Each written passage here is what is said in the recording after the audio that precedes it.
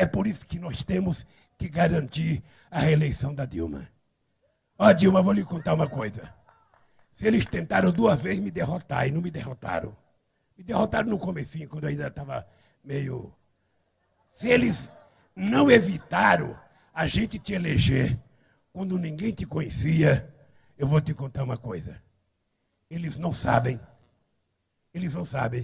o que nós seremos capazes de fazer. Eles não sabem o que nós seremos capazes de fazer. Para fazer com que você seja a nossa presidenta por mais 4 anos. Nós podemos brigar na eleição, nós podemos fazer o diabo quando é a hora da eleição. Agora, quando a gente está no exercício do mandato, nós temos de nos respeitar, porque fomos eleitos pelo voto direto do povo brasileiro. Denúncias de fraudes em urnas eletrônicas aparecem por todo o país. Em Guarulhos, na Grande São Paulo, um candidato a vereador nas últimas eleições reuniu 2,5 kg de documentos sobre a manipulação dessas máquinas. Especialistas dizem que o sistema eleitoral brasileiro não é seguro. Não importa quem vota em quem, se a maneira de contar os votos não é confiável. Guarulhos, na Grande São Paulo, é o 2º maior colégio eleitoral do estado. Aqui as pessoas também desconfiam das urnas eletrônicas. Quando coloquei o meu candidato, apareceu outro. Candidato a vereador na última eleição, Antônio pediu a anulação do resultado. Várias cidades do Brasil, onde os candidatos estão reclamando, eles estão sendo taxados de candidatos derrotados. Derrotado é o eleitor, que pensa que elegeu um candidato, quando na verdade ele está elegendo outro. Derrotado da democracia. O contador decidiu mergulhar em documentos do próprio Tribunal Eleitoral e cruzar informações em 2004, quando ele também disputou as eleições municipais. Em 1 ano e 6 meses, reuniu 2,5 kg de denúncias. O equipamento é programado por cartões de memória chamados flashcards. Cada um abastece 100 máquinas, uma de cada vez. No caso de Guarulhos, no mesmo horário, foram programadas 3 urnas ao mesmo tempo, o que caracteriza a clonagem. Outro fato que chamou a atenção: 79.927 pessoas não votaram na cidade naquela eleição. 79.927 somaram brancos e nulos. 79.927 foi o número de eleitores que justificaram o voto em Guarulhos. A gente poderia concluir que essa probabilidade é impossível, ela é infinita, e o mais seguro nesse caso é que alguma coisa de errado aconteceu na definição desses 3 números iguais. A Justiça considerou as provas insuficientes. Especialista em direito eleitoral, esse advogado foi entrevistado por nossa equipe de reportagem sobre o caso 4 anos atrás. Não acreditava na possibilidade de fraude. Me desculpe da colocação que eu fiz há 4 anos atrás, porque hoje a minha impressão é muito diferente. Nesta última eleição eu acompanhei muitas situações, muitos casos que me fizeram desconfiar fortemente de fraudes praticadas no procedimento relativo à justiça eleitoral e fraudes praticadas dentro da máquina eletrônica, alterando a votação recebida. O Jornal da Band mostrou a revolta dos moradores de Caxias, interior do Maranhão. Eles programam ela aí do jeito que eles querem. Em todo o país existem suspeitas. Se em todas as cidades praticamente eleitores reclamaram que não estava aparecendo a foto certa, alguma verificação deveria ter sido feita, alguma análise, testes, e isso a Justiça Eleitoral não tolera e não aceita. Em Itajaí, Santa Catarina, outro relatório levanta indícios de fraude. Em Nova Esperança, no Paraná, técnicos também registraram as suspeitas. E em Bragança Paulista, no interior de São Paulo, a desconfiança virou documento. 32 cidades do sul de Minas organizam um movimento que pede a transparência do voto eletrônico. O voto deveria ser impresso, é a opinião de boa parte dos especialistas. 2 contagens seriam possíveis, a do computador e a do papel. Hoje, no Brasil, não há como saber o resultado da apuração de cada urna. Se você for pedir uma recontagem numa urna eletrônica, qualquer urna que for, ela vai te dar só a totalização. Outra crítica é o acúmulo de poderes do sistema eleitoral brasileiro, que compra, programa e distribui as urnas eletrônicas, verifica todas as etapas do processo é responsável por definir as regras da fiscalização e também por se fiscalizar. Não pode ser a fiscalização regulamentada pelo fiscalizado. É eles que nos dizem, eu sou fiscal de partido, eles que nos dizem o que eu posso fiscalizar. Eu não posso, eu falo, eu quero ver isso, eles dizem, não, isso não pode, isso não está na lei. Eles que escrevem a lei.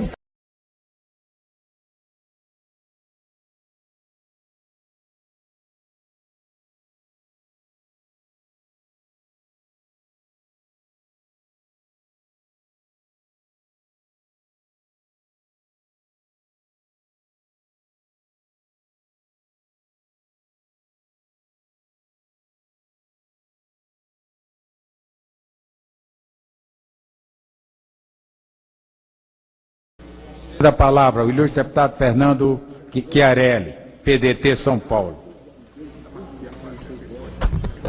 Senhor presidente, povo do Brasil que nos escuta desde lá da Rondônia, desde lá da Roraima, no Acre, até o Pernambuco, até o Rio Grande do Sul, nas fronteiras.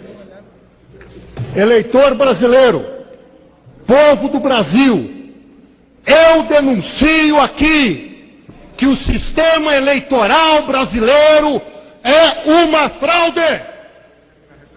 Eu denuncio aqui que o sistema eleitoral brasileiro é uma mentira.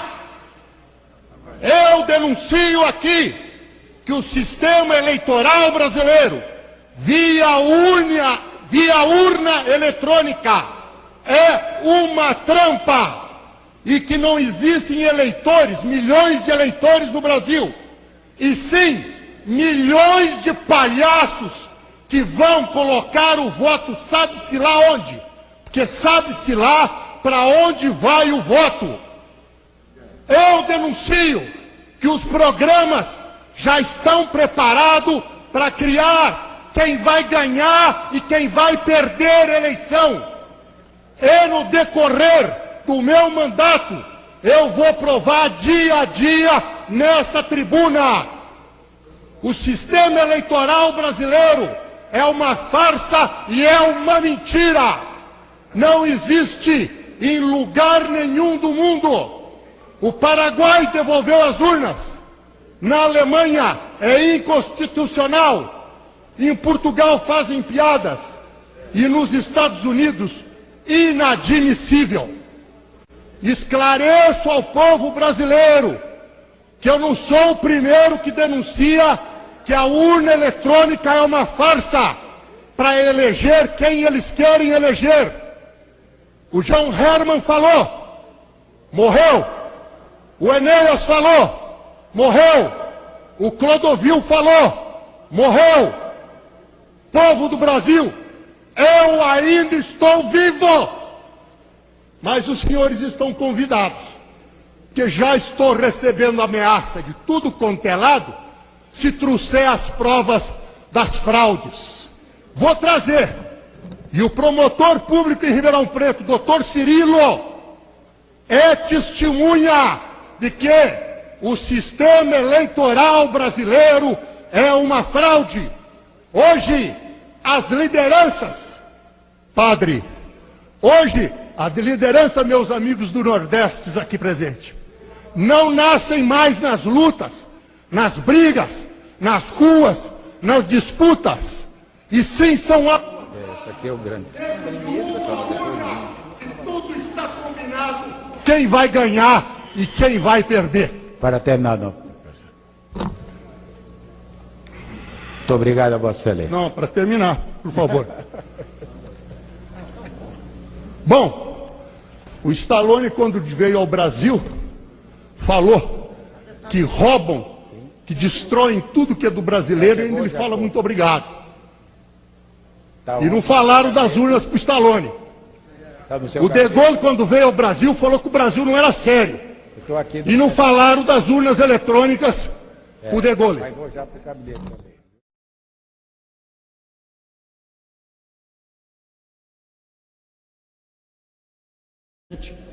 Com muita honra que falo, capitaneado por Vossa Excelência. Bom, já tem um mês que nós estamos detonando e denunciando que o povo brasileiro é feito de palhaço, pois no Brasil não existe eleição. Existe sim a urna eletrônica, que frauda, uma verdadeira trampa imposta ao povo. E eu recebi hoje uma comunicação da Fundação Getúlio Vargas, que amanhã haverá um debate lá na Fundação Getúlio Vargas, no Rio de Janeiro, onde serei um dos debatedores. Será com a presença do senhor Rob Congripe, um holandês, aquele que fez acabar a urna eletrônica, tanto na Holanda quanto na Alemanha. Também estará presente o professor Haldeman, da Universidade de Princeton, ou seja, a universidade que o Einstein foi professor na Califórnia, e que mostra que as urnas brasileiras podem ser contaminadas e fraudadas de 122 vezes, formas diferentes. Também estará presente da Unicamp o senhor George Stolf. E também acabo de receber um convite para segunda-feira estar no Largo de São Francisco, acho que na Universidade de Direito lá, falando sobre as fraudes nas urnas eletrônicas. E o interessante é que o secretário de Informática do TSE, o senhor José Genino, uma coisa assim, foi convidado a comparecer no debate com essas autoridades estrangeiras. Evidentemente que nega-se a comparecer, porque só o TSE acredita que não tem fraude em urna eletrônica. Todo mundo acredita que essa bobada teve esse montão de voto desde o início. Evidentemente que não. Que a fraude eletrônica no Brasil é de dar vergonha à República Velha. Tem de pagar para ser de vereador até presidente da República. Dentre as correspondências que eu recebo um jornal de Marília de 2004, onde tem a urna, e na urna já está escrito assim: já ganhei. Ou seja, que já estava tudo ali programado. Tanto é verdade que lá em Marília, desde 2004, as urnas estão apreendidas. 2004, a criança já entrou no grupo, já largou a chupeta. Pior que isso, só em Ribeirão Preto, em outro caso que na hora certa eu irei mostrar. Também recebi uma outra carta dizendo: deputado, não se indigne tanto, deputado. Nós temos tudo a oferecer para o senhor, desde os programas, os softwares, até as urnas e os esquemas de corrupção no Tribunal Regional Eleitoral. Se o senhor quiser, seu deputado, estamos mandando para o senhor o lacre já da próxima eleição. Podemos vender para o senhor aqui uns 50 mil lacres, 10 mil lacres, 20 mil lacres, e o senhor se elege o que o senhor quiser, seu deputado. Então já estou recebendo o lacre e estou até pensando em modificar a minha posição. Ou seja, vou me tornar um corretor, um representante comercial. Os colegas que quiserem se eleger, procure esse deputado, que eu vou ver se eu coordeno a venda de lacre de urna eletrônica para os senhores. Tem aqui o de 2010, tem aqui o de 2008, diz que já está fazendo, já está no forno os lacres de 2012. Também recebo uma outra informação. Vejam que a repercussão da tribuna da Câmara é forte, mesmo em face à omissão de todos os órgãos de imprensa, que estão satisfeitos que estão com tudo que está ocorrendo aí, achando muito bonito um governo corrupto como esse, que nunca foi visto no mundo, e batendo palma para um apedeuta e para uma bobada que envergonha o Brasil ao redor do mundo.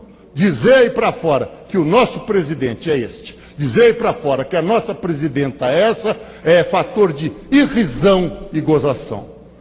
Neste outro envelope, um montão de CDs, aonde quem me mandou anônimo disse: deputado, não põe isso não, que o senhor derruba a República.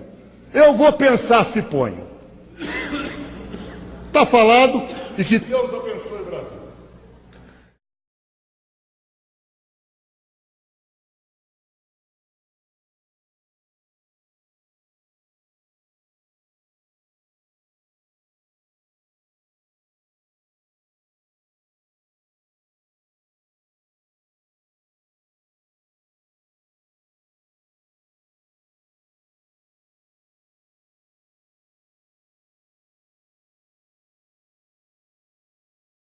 É o que o senhor vê na televisão, no programa do presidente, tudo colorido, todos com dentes, artistas milionários. Se é essa a sua realidade, então vote neles. PSDB, PT, qualquer P, sempre estiveram juntos. É falsa a briga entre eles. Agora, se o senhor não aguenta mais ver menor abandonado na rua, tóxico, crime, tudo que não presta aumentando, se o senhor quer expulsar para sempre esses patifes do poder, só existe uma opção: 56.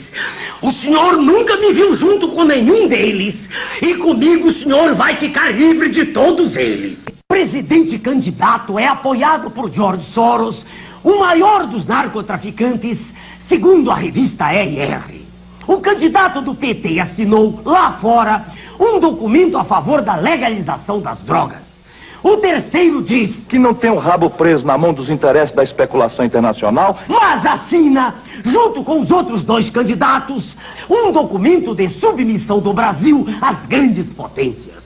O senhor quer ver seu filho comprando cocaína na porta da escola? A decisão é sua. Meu nome é Enéas 56.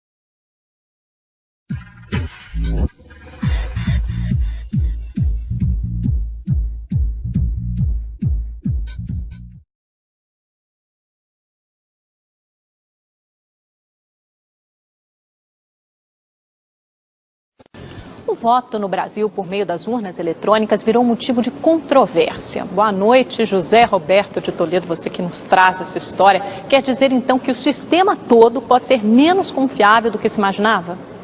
Pois é, Amanda, a confiabilidade do voto eletrônico entrou na berlinda nas redes sociais. Tudo começou ontem com o depoimento de um hacker de 19 anos chamado Rangel durante um seminário do PDT no Rio de Janeiro. Acompanhado de um policial, ele contou que teria conseguido alterar uma pequena parte do resultado da eleição de 2012 durante a transmissão de dados das urnas para o TRE. Mas o caso ganhou repercussão hoje, depois que Silvio Meira, um cientista importante da área digital, endossou a tese de que o sistema eleitoral brasileiro é vulnerável a ataques. A principal crítica é que a Justiça Eleitoral não quer imprimir uma cópia do voto que possa ser conferida mais tarde. Não se trata de pôr em dúvida o resultado das eleições. Mesmo que o tal Rangel tenha dito a verdade, o número de votos que ele teria conseguido adulterar seria mínimo. O problema é que o sistema eleitoral se baseia na confiança. Se ela for quebrada, o risco não é só para a urna eletrônica, é para a democracia. É verdade. Obrigada. Boa noite. O que para nós é um mistério, para ele é uma realidade. Afinal de contas, ele participou intensamente dessas fraudes, investigou e trouxe à tona assuntos para lá de polêmicos. Eu gostaria de começar essa sabatina, o César. Quais são os tipos de fraudes mais comuns que ocorrem nesse segmento? Roberto, é importante frisar aos internautas que a mesma empresa que fabrica a maioria dos caixas eletrônicos dos bancos estatais no Brasil é a mesma empresa que fabrica as urnas eletrônicas. Ou seja, é quase idêntica à tecnologia usada num produto, usado no outro produto, perfeito? As fraudes são diversas, tanto em caixas eletrônicos como em urnas eletrônicas. Produto este que é passado pelo TSE e por algumas pessoas como um produto inviolável. Eu sempre falo isso às pessoas, Roberto, Daniel, que o importante é as pessoas refletirem, principalmente o porquê. É uma empresa americana, muito boa por sinal, jamais vou falar mal da empresa, mas coincidentemente essa tecnologia implantada no Brasil, em vários países do terceiro mundo com alto índice de corrupção, não é utilizada nos Estados Unidos, justamente a sede da empresa.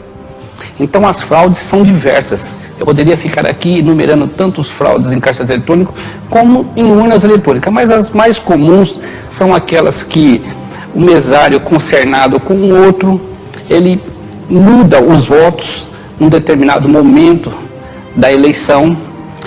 Existem também aquelas que algumas pessoas descobriram que projetando um bug, ou seja, bug é um defeito, alguma coisa na urna durante o processo eletivo, ele no final do dia ele consegue transmitir os votos do papel para a urna eletrônica, além de outras fraudes um pouquinho mais complicadas tecnicamente. E uma coisa que me fez até entrar dentro da empresa, justamente porque uma das pessoas ligadas à empresa adora futebol. E tem pessoas que gostam de ter um jogador de futebol próximo, ou um ex-jogador. Isso facilitou. Então eu adentrei a empresa, recebi um bom salário, eu tinha informações privilegiadas. Por quê? Porque eu estava dentro da empresa, diferente das pessoas que trabalham no TSE ou que trabalham em qualquer outro segmento, na própria polícia. Porque eu dormia com a urna e com o caixa eletrônico. Tudo que eu precisava saber, eu tinha nas minhas mãos. Não só eu, como outras pessoas. Você tinha a seu bem prazer tudo que você precisava. Os técnicos, os engenheiros, os analistas, entendeu? Então toda a informação vinha mastigada. Então era muito fácil você chegar numa situação onde havia algo ilícito ou não. Isso para iniciar um processo de investigação. Justamente. Você tinha acesso às informações para isso. Justamente, eram chamadas de sindicâncias, perfeito, muito boa sua colocação, eram chamadas de sindicâncias. Quando envolvia a urna ou algum produto assim que poderia trazer um constrangimento maior, ou seja, manchar um pouco a imagem, que tornou-se um vulto maior, nem se abria a sindicância, era tudo feito de forma verbal, ou seja, César vai a campo, colhe o máximo de informações possível, traga para dentro da empresa e nós tomaremos as decisões cabíveis. Muitas vezes isso me chocava. Por quê? Porque as decisões deveriam ser tomadas de que forma, Daniel? Isso não é uma denúncia, mas é uma coisa para que as pessoas fiquem bem claras. Quem tem que investigar crimes não é o César Parra, nem a Diebold, nem qualquer outro órgão civil, e sim a polícia judiciária. E muitas vezes isso era omitido, justamente para quê? Para que a polícia não chegasse a certas situações e trouxesse algum arranhão na imagem da empresa. O senhor acredita que na última eleição para presidente da República, para deputado, que foi em 2010, o senhor acredita que houve fraude nas urnas eletrônicas? Tudo quanto é feito, existe a manipulação do homem, tudo torna-se 100% inseguro. Não existe nada 99% seguro, ou 1% seguro. Ou é seguro 100% ou não é seguro. Com relação às eleições, a urna, ela não é fiscalizada como ela deveria ser na parte de segurança operacional, não em parte de situação dentro da empresa. Ou seja, muitas pessoas tiveram acesso, muitas pessoas, e o TSE, para as pessoas terem mais conhecimento, o Daniel, o Roberto, o que ocorre? Ele manipulou tudo, ou seja, tudo é o TSE que julga. Se você tentar descobrir uma fraude nas urnas, não adianta você procurar a Polícia Civil. Você tem que procurar a Polícia Federal encaminha para o TSE, aí o TSE vai julgar para ver se tem fraudes. Com relação às fraudes a presidente, eu trabalho com números. O que ocorre? Uma das informações que um dos analistas me passou, o Roberto, o Daniel, é que o eleitor não percebe isso, justamente o que é? Se você puxar, Roberto, as eleições sempre utilizadas pela urna eletrônica, é sempre na média 5% de brancos, 5% de nulos e 20% de faltosos. Como se alguém soubesse, Daniel, Roberto, que daria esse percentual. É a média 23, 18, mas a média é 20%. Você imagina que isso possa ser programado? Olha, eu vou falar uma coisa para você. Eu trabalho com coisas concretas, porque indícios é o que mais existe. O que ocorre? É importante que você fique sabendo disso. Coincidências existem, perfeito ou não? Em uma urna, 2 urnas, 3 urnas. Mas em 389 mil urnas, é coincidência? Ou seja, se vocês pegarem, isso é um deixo para os candidatos, até que eu achava que isso ia chegar no final da conversa, mas é bom que vocês toquem nesse assunto. A coincidência que você se refere é a repetição desses percentuais? Justamente. É muita coincidência em 389 mil urnas, eu acho que não é coincidência, né? E o que ocorre? Nas muitas investigações que eu fiz, deu para perceber em certas cidades que chegavam ao nosso conhecimento através de informações, através de denúncias também, que havia possibilidade ou algum tipo de ocorrência que não era correto. Deu para se perceber que algumas pesquisas que eram projetadas sempre nas últimas horas calhavam de ser quase que idênticas o resultado final da urna? O resultado das urnas. Muitas vezes chamava a atenção de que alguns candidatos tinham uma porcentagem muito grande favorável e de repente se tornava irrisório, não conseguia se eleger. E isso chamava realmente um desconforto.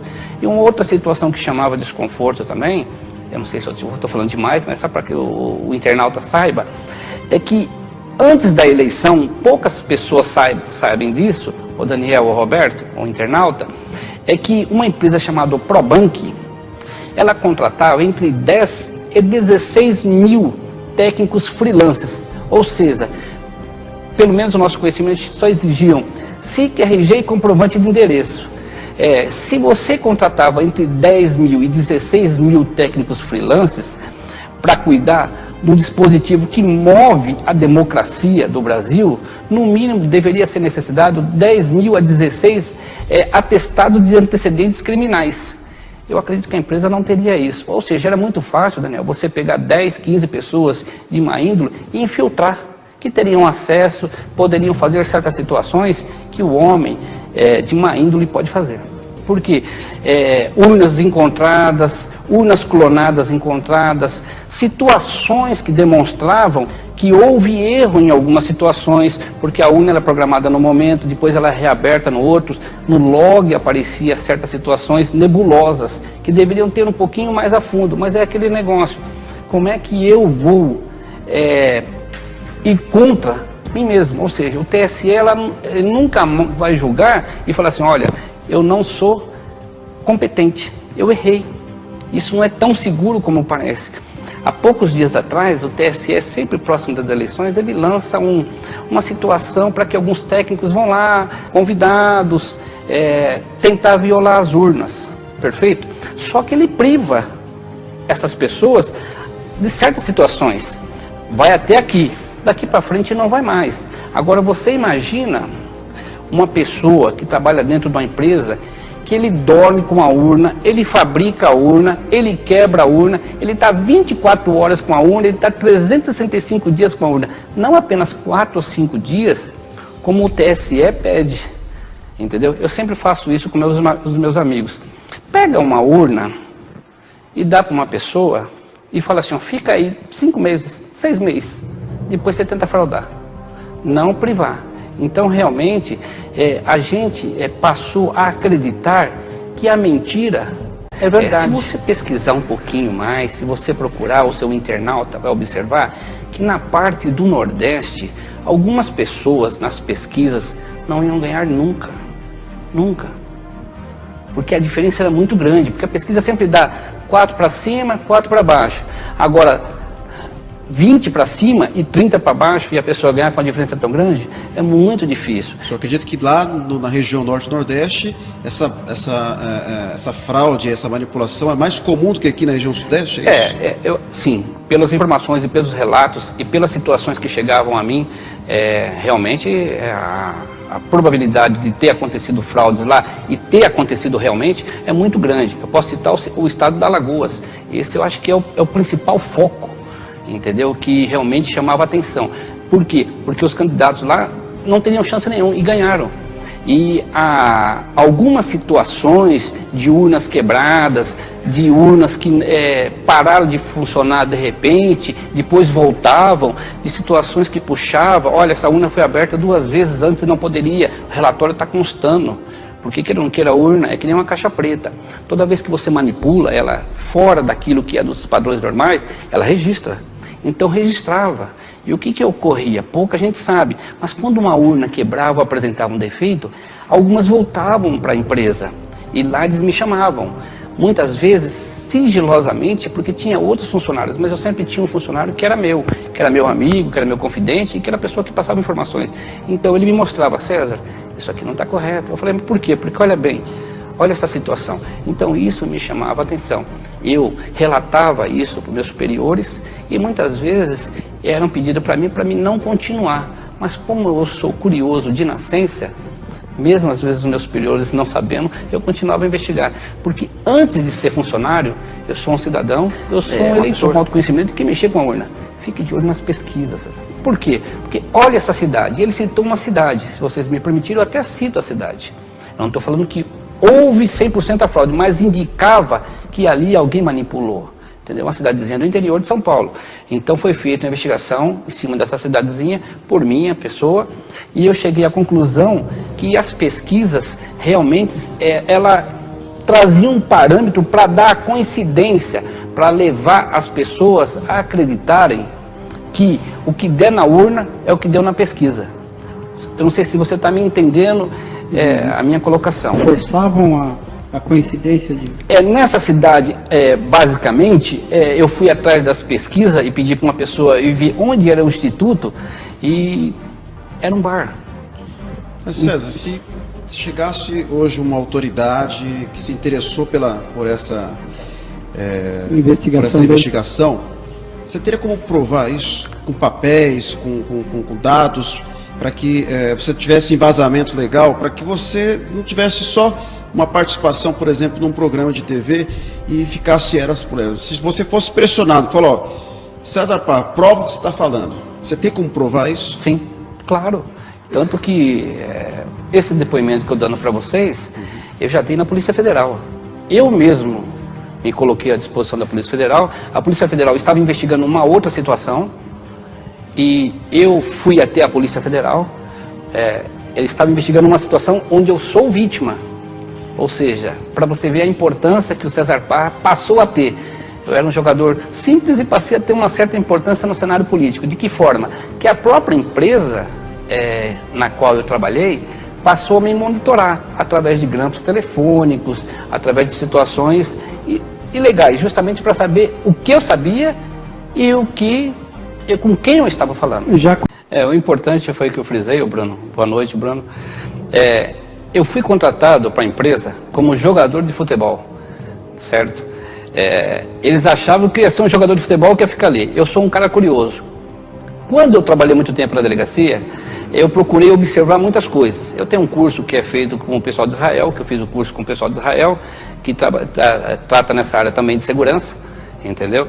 E o que ocorre? A facilidade que eu tinha de obter informações dentro da empresa, justamente por quê? Porque eu estava cercado de pessoas com alta competência na área de tecnologia. Então vinha tudo mastigado. Então, na realidade, eu não precisava de muita competência para chegar no denominador comum, que era descobrir quem fraudava e como fraudava. Porque as informações, Roberto, ou Bruno, ou Daniel, eram muito fáceis. Muito fáceis. Então, Bruno, eu não precisava ter tanto conhecimento em tecnologia, porque as fraudes eram muito claras. A urna, quando eu falo em fraudes, eu falo em situações que levavam os candidatos que não tinham tanta condição de ganhar votos, de repente, após o fechamento, passaram a ser candidatos enfáticos, que teriam grandes chances. As fraudes acontecem de várias formas. Dentre as investigadas, justamente, volta naquela situação dos técnicos freelances. Por quê? Porque quando a Probank contratava esses técnicos, de 10 a 16 mil técnicos, poucas pessoas no Brasil sabem disso. Acho que a maioria não sabe. De 10 a 16? Mil técnicos freelances, tanto que já tem um edital. A gente chegava à informação de que forma? Eles tinham condições de fazer o que quisessem, porque eles tinham acesso aos galpões, acesso às situações, então eles poderiam muito bem colocar um vírus, colocaram um programa que a gente chegou a descobrir a forma com que acontecia em cima daquelas combinações. De que forma? Que as combinações eram combinações aleatórias, ou seja, para que o internauta entenda, se eu falar para o internauta que 1 mais 1 é 2, ele vai acreditar. Agora, se eu falar que 1 mais 1 é 3, ele não vai acreditar. Mas quem entende de Excel e quem entende de programação sabe que existem situações dentro de uma formação tecnológica que você consegue tirar votos de você, Daniel, Roberto, sem que você descubra. Justamente esse é o grande X da urna, porque hoje você não sabe, você sabe para quem você votou, mas você não sabe para quem a urna computou o voto. Ou seja, um hacker é uma programação que ela vai direcionar o voto pelo qual o cara programou ali, o hacker, vamos dizer assim. O hacker ou até mesmo o especialista, o profissional da área. Ele já vai premeditado, então, e esse programa, esse software, ele já vai direcionar os votos, é isso? O que ocorre? Quando alguma urna quebrava e voltava, a empresa que eu trabalhava, ele tinha um setor específico para investigar justamente isso. Quando um caixa eletrônico quebrava, quando uma situação de uma urna quebrava, eles analisavam. Olha, será que colocaram chupa-cabra? Será que colocaram algum dispositivo diferente? Então, deu para se perceber que em algumas situações, quando a urna é finalizada, indicava, vamos colocar a palavra dessa forma, que alguns votos mudavam. Quando a urna equipamento ou a urna resultado? A urna eletrônica. Quando era finalizado, isso. Às 5 horas, quando você tira, você leva para lá. O que ocorre?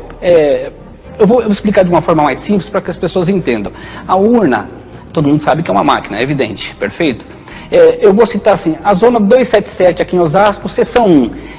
Lá está registrado no cartório que ela vai receber 460 votos aptos. Ou seja, 460 pessoas vão votar. Não pode ser 461, perfeito? O que ocorre? Por ela ser uma máquina, ela não sabe o quê? Quantos vão faltar? Esse é o problema. Então ela está esperando essa informação. Tudo indicava isso. Pela programação. Isso, justamente. Lembra no começo da nossa conversa? Eu falei que existem 2 formas de se fraudar algum dispositivo. Um erro lá atrás, na forma que foi projetada, e pela manipulação do homem. Perfeito? Esses técnicos freelancers, alguns chamaram a atenção da empresa. Inclusive um que é lá de Alenquer. Isso, ele já vinha do Pará. Eu vou citar até essa cidade, porque é uma cidade que chamou muita atenção. E ela é a única empresa, o Benê Moreira pergunta que ela é a única empresa que produz, que produz e fornece urnas eletrônicas no Brasil inteiro? Não, tem, eu não sou muito bom em inglês, tá? Mas tem a Unisys, que é uma concorrente da empresa. Ela ganhou, acho que no comecinho de 2000, 2002, mas de repente ela passou, a Diebold, ela passou a ter o monopólio total de tudo. Inclusive hoje, se você for na Caixa Econômica Federal e pagar alguma conta, você vai ver que vai sair o tiquezinho e vai estar o nome da empresa. Ela monopolizou tudo. Mas tudo. É por licitação que essas empresas concorrem?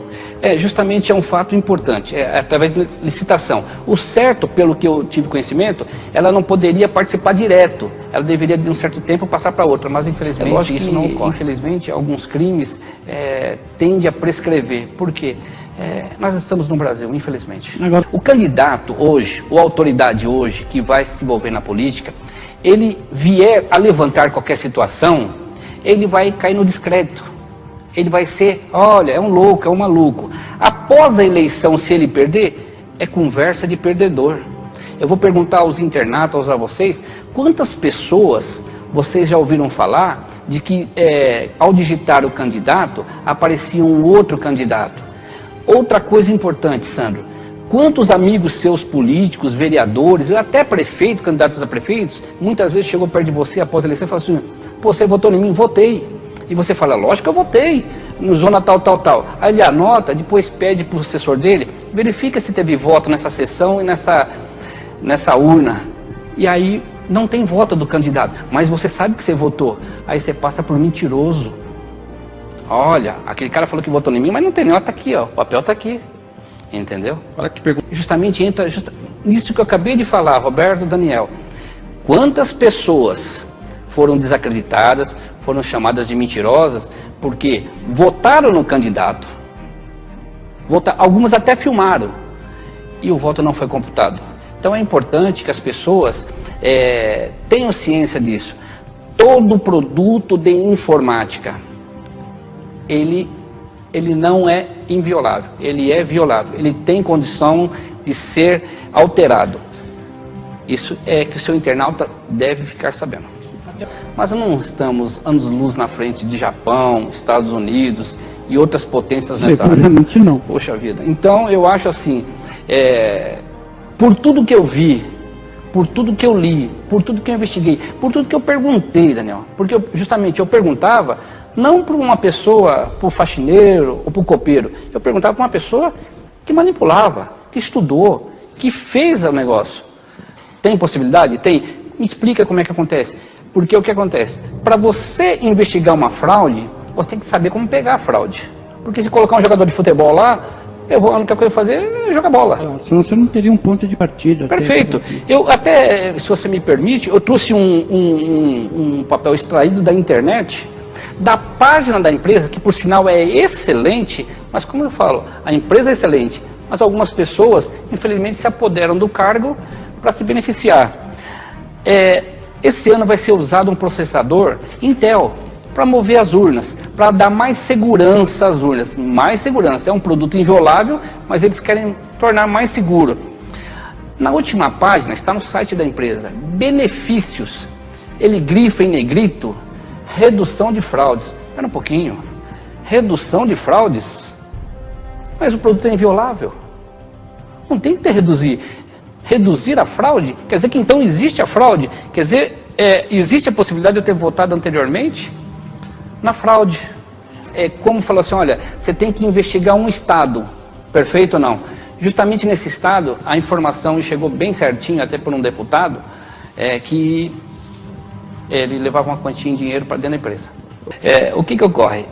Algumas pessoas descobriram, e foi isso passado por alguém de dentro da empresa, que após o expediente bancário, eles adentravam a sala de atendimento, onde tem os caixas eletrônicos, com uma bateria de carro, com aquele cabo de chupeta, davam um choque no caixa eletrônico lateral, e o caixa eletrônico dispensava, abria o dispensador de nota e ficava, as câmeras pegavam isso, ficava aquela coisa linda, dinheiro espirrando à torta direita. Quando eu falei que a mesma empresa que fabrica o maior segmento de caixa eletrônico no Brasil é a mesma das urnas, nós descobrimos e verificamos que quando se dá um choque na memória EPROM, ela se perde. A pessoa que conhece um pouco de tecnologia vai entender o que eu estou falando. Fiscalizar muito as pesquisas eleitorais, porque a gente sabe que tem pesquisas sérias e tem pesquisas que estão aí apenas para manipular a mente e também induzir as tais estatísticas. Lembra que eu falei no começo, Daniel, Roberto, o nosso amigo internauta, que verificou-se que em algumas cidades pesquisas eram fabricadas justamente e coincidentemente, na área de investigação não existe coincidência, mas eu uso essa palavra, elas batiam em centésimos com as urnas eletrônicas. Você ter coincidência em 10, em 1000 urnas de 389 mil, pode ser coincidência, mas você ter coincidência em mais de 300 mil urnas, em termos matemáticos, isso gerava um desconforto. Com todas essas afirmações, você já sofreu alguma ameaça de morte ou está sendo perseguido? Várias. Você não tem medo? De jeito nenhum. Quem tem medo de morrer não nasce, entendeu? Se eu mudei o foco, a partir do momento que eu fui trabalhar na delegacia, de livre e espontânea vontade, eu também me tornei um foco, porque todas as pessoas acham que quem trabalha na delegacia automaticamente é um policial, porque as pessoas que fraudam caixas eletrônicos e têm intenção de fraudar urnas eletrônicas, como eu já estava conversando com o Daniel, são pessoas de um poder aquisitivo muito grande. E quando, Roberto, o internauta, você mexe no bolso do cidadão, você tem que ficar preocupado, porque a partir do momento que a pessoa ela busca o poder, ela não mede esforços nem meios, e principalmente o poder relacionado à política se move muito no bolso, na parte financeira. Eu acho que ameaças não vão me fazer utilizando parar. um produto que eu, César, não tenho confiança. Fiasco. Urnas. Cômico. Urnas. Cômico. E pedir ao brasileiro que observe, pense, reflita. O César é só um. Eu não estou fazendo analogia a nada, mas eu agradeço e quero que o brasileiro acorde. Ainda dá tempo, o país tem solução. Não vamos fazer da mentira uma verdade. E espero que os asquenses também e os candidatos que estão aí fiquem de olho. Que garantir a reeleição da Dilma. Ó, Dilma, vou lhe contar uma coisa. Se eles tentaram 2 vezes me derrotar e não me derrotaram. Me derrotaram no comecinho, quando eu ainda estava meio... Se eles não evitaram a gente te eleger quando ninguém te conhecia, eu vou te contar uma coisa. Eles não sabem o que nós seremos capazes de fazer. Eles não sabem o que nós seremos capazes de fazer para fazer com que você seja a nossa presidenta por mais 4 anos. Nós podemos brigar na eleição, nós podemos fazer o diabo quando é a hora da eleição. Agora, quando a gente está no exercício do mandato, nós temos de nos respeitar, porque fomos eleitos pelo voto direto do povo brasileiro.